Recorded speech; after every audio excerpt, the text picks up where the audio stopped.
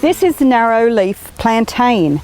It would have to be one of my very favourite herbs. When I went through menopause, it just made things so easy. I've been telling people to have just a couple of leaves a day if they're going through menopause or if their hormones are out of balance, and it has made such a difference. Women don't get hot flushes or anything like that. It is a marvellous plant.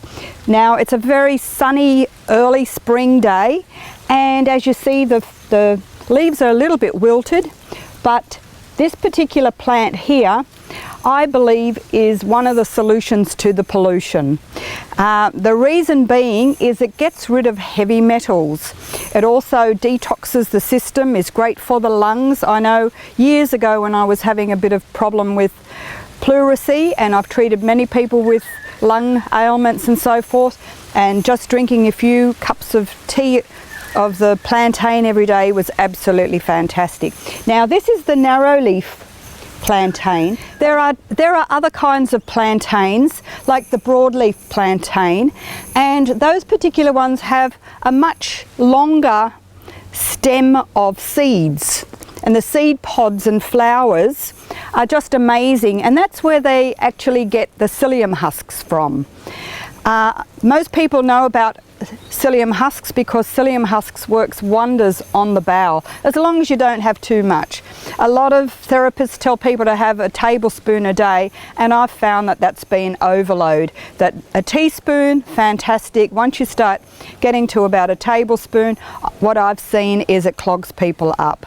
But it's a wonderful source, like the seeds in that are a wonderful protein source.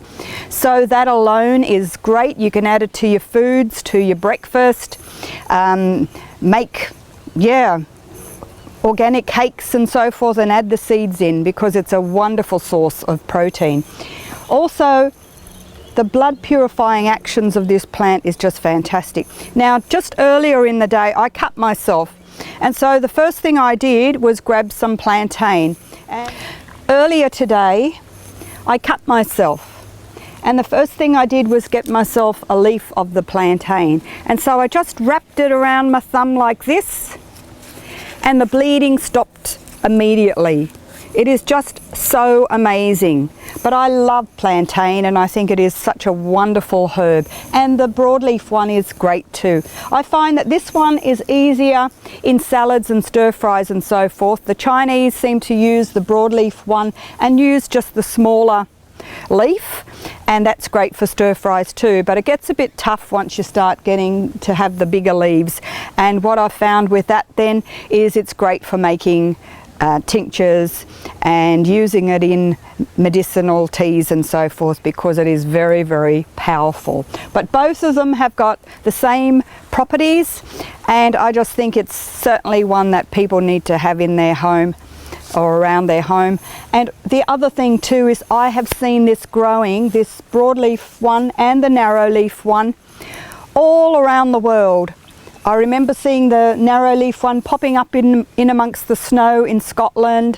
When we've been to Pacific Islands, I've seen it just growing here and there, and right along the range up here we have it growing profusely, and especially on our property here at Middle Path.